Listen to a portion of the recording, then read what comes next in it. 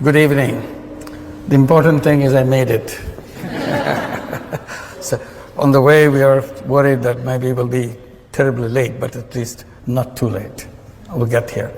So I'm delighted, and I get very jealous when I come in front of young people. I get jealous because you're so lucky. You're lucky because you're born few years back. Unlike us, in the prehistoric days, we were. I think the reason that I'm jealous, I see how powerful you are, the young people of this time. And I tell young people today are the most powerful generation in the entire human history. Not because these young people today are smarter than before. It's the same. Smartness is the same. It's because you have technology in your hand, which no other generation ever had. Unbelievable technology that gives you tremendous power. On the surface, you look just like another human being, but in reality, each one of you is a Superman and a Superwoman because of the power you get from the technology. So technology is an issue for me, excites me completely. People usually tell young people that you are the leader of the future. That's the standard way, say leader of the future. I try to repeat and emphasize that no, that's not true. Because you are leader already. So you don't have to wait for the future to become leader. A 15-year-old today is more powerful than probably 35-year-old of other generations. So what do you do with that power? That's the issue I raise. Because if you're not using that power, that will be wasted.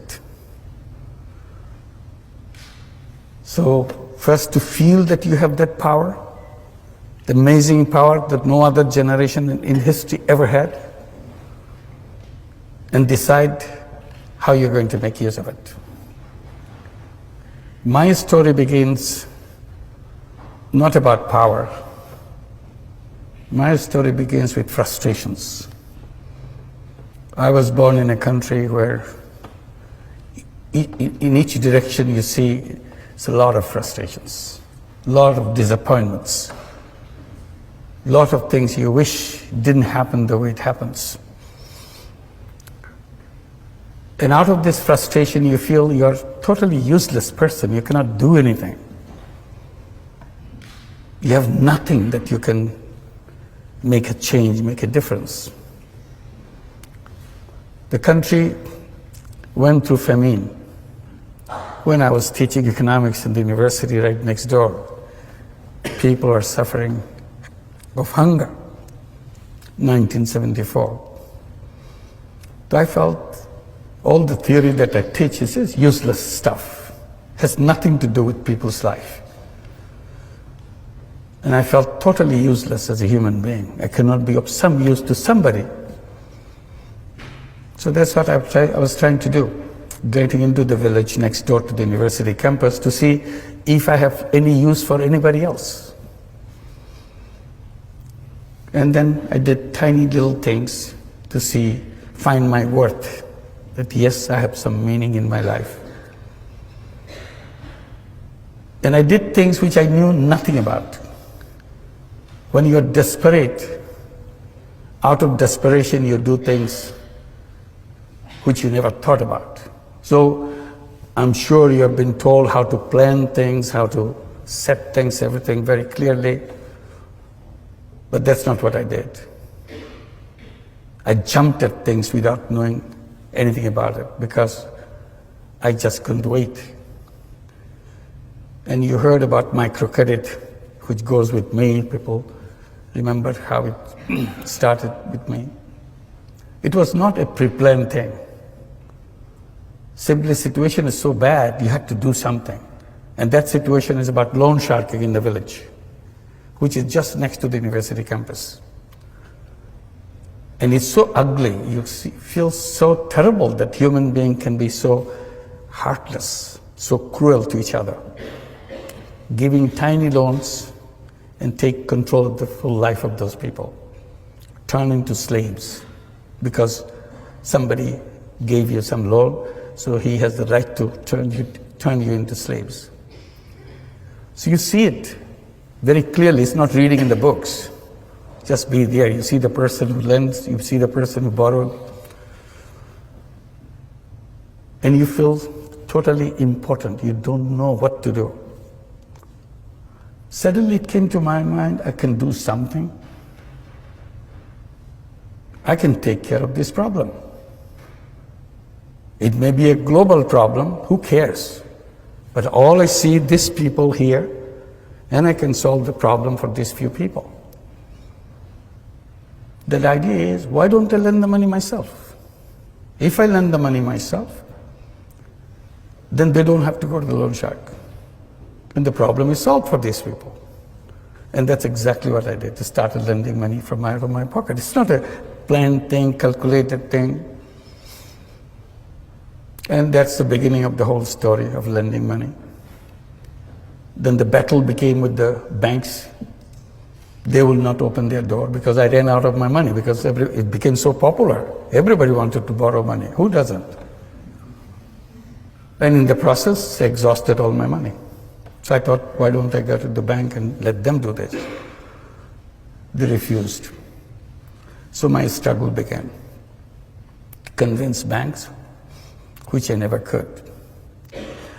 Now it's about 38 years after I first began. I still couldn't convince the bankers. So now I look at the whole system, what we call economic structures, conceptual framework, and all that. And I feel how wrong they are. And that's again my complaint. We read about it, we study it, we take it so seriously. But I feel it's designed in such a wrong way. Because you look at the theoretical framework of the capitalist system, you immediately find out the misrepresented human being in the theory. In their theory, human being turned out to be a money chaser. All they do in their lifetime, chase money. It's a money-centric, profit-centric world. So the entire theory has been built on the selfishness of human being. I said, that's wrong. Human being is not all about selfishness. Human being is not one-dimensional being. Human beings are not money-making robots. That's not their identity. Theory has diminished human being, made into a small thing, a robot. But real human being is very big, way bigger than what the theoreticians imagine. It's a multi-dimensional being, not one-dimensional. I said, just to take example, I said, theoretician took the selfishness in human being, built the whole theory out of it. They forgot the same human being is also a selfless human being. That selflessness was never allowed into the structure that they built. So it's left out. So if you want to be selfless, why don't you go and become a philanthropist? I said, no. Philanthropy is a different thing. I'm talking about the business world. Why can't I use the selflessness in the business world? And that's what I did without knowing about it. When I started working with the poor people, particularly poor women, I see so many problems around them. and I jump at doing something about it. Again, knowing nothing about it. So every time I see a problem, I create a business to solve that problem. It became a habit with me, and I created so many businesses. But a very different kind of business. People become curious. Why do you do that? It's not a business. I said, yes, it's a business. What do you mean by business? It has to be sustainable. That's what the quality of business is. So whatever I do is sustainable. There's a two-way flow. There are expenses, there are inflow, income, and so on. And I call them social business. That's the story that took turn. One is the microcredit part, and another is the social business part. And I created a lot of those social businesses. Then something happened when we are trying to get all the young people from Grameen families. We have 8.5 million families in Grameen, all poor families. We gave them all the encouragement to go to school because their parents are absolutely literate, all of them. We said illiteracy stops with their parents' generation. Second generation coming out in the Grameen families must be literate. We did everything possible to make sure it happens, and it happened. We sent them to school. We gave them scholarships. We gave them all kinds of encouragement, and then started giving education loans so that they can go to the higher education. As they start coming back from schools with higher education, they get very frustrated. Where's my job? There's no job in Bangladesh. Very difficult for a poor young man or a young woman to find a job. In the beginning, I have no answer to that question, where is my job? Then I turned the question into another question. The moment say, we don't have jobs, what do we do? And I said, who said you have to have a job? Did your school tell you that you have to have a job? Did your teacher tell you? Did your textbook tell you that you have to have a job? How did this idea of job got into your head? They get very puzzled. Aren't you supposed to have a job? I said, you are young people of this generation. You're lucky young people. Job is an old-fashioned idea. People who didn't know anything, they thought about the jobs. The real human beings don't run after jobs because it's an artificial thing. Job is an artificial thing. Real human being is a go-getter. Real human being is an entrepreneur. It's in the DNA, it's in the blood. But somehow theory pushed them into wrong direction, seek jobs. I said, you change your mind. Tell yourself again and again, every time you get a chance, I'm not a job seeker, I'm a job creator. And be a job creator. Think like a job creator. Behave like a job creator. As a job seeker, you become small. You are at the mercy of somebody else. As a job giver, you are at the top. Why should you have a job? To start your life as a creative human being, full of energy, full of capacity. Start at the very bottom. Nobody gives you a job at the top. It gives you at the bottom, no matter what it is. So all this energy, all this creative power is squeezed into tiny little thing to find a little job. Do the routine things.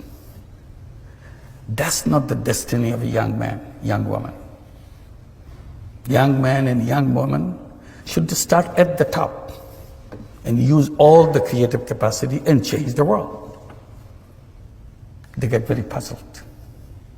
I don't have a job, he's making joke with me. So I said, it's not a problem. Look at your mother. 20 years back, 25 years back, even 30 years back, she took a loan from Grameen Bank, $30, $25. She was shaking like this. Couldn't believe that anybody could trust her with such an enormous amount of money. That's her life. She dared to take this money in her hand and start a business, raising chicken, raising vegetables, sewing clothes, whatever. That's what the 8.5 million women do in Grameen Bank and all the microcredit elsewhere. I said, what good is your education if you're not braver than your illiterate mother? She did it. Along the way you were born, she sent you to school, and you have all this education, and she's been doing it all the time in front of your eyes. You never noticed it. And you're going around to find a job somebody give you to do some minor thing. Is it befitting to you? So that is working. So what we did, we create a social business fund in Bangladesh. Tell every young person within Grameen families, come up with a business idea, anything. Even if you don't have an idea, look at your mother, what she's doing. Take that idea, build it into 10 times, 50 times bigger. Because you have education, you have connections which your mother never had. She never left her village in her life. You have seen the world. And once you have the business idea, bring it to us. We become investor and partner with you, every one of you. So now the young people are coming, business proposals after business proposals. We call them new entrepreneurs. They build their own community, help each other. So again, why unemployment? Because it's our thought, not because of our ability. We are able people. An unemployed young person, think about an unemployed young person. Is something wrong with him? Is something wrong with her? No. He's a very creative person, dedicated, energetic person. Who makes him or her unutilized? The system that we build, our thinking process has made them. An unnoticed chain has bound him around and say, you are trashed, you are no good. Why am I not good? You have never tried me. I have no room for you. Who are you to provide room for me? I create my room. I create my own space in this planet. But we don't do that. We tell somehow we have to have a job. So the natural choice for every young person, every human being, would be to an entrepreneur. If somehow I'm not getting an opportunity for becoming an entrepreneur, for a while I can work for somebody, for a while. Because ultimately that's what I should be my own, and create the world for my own way. So my story is about this, about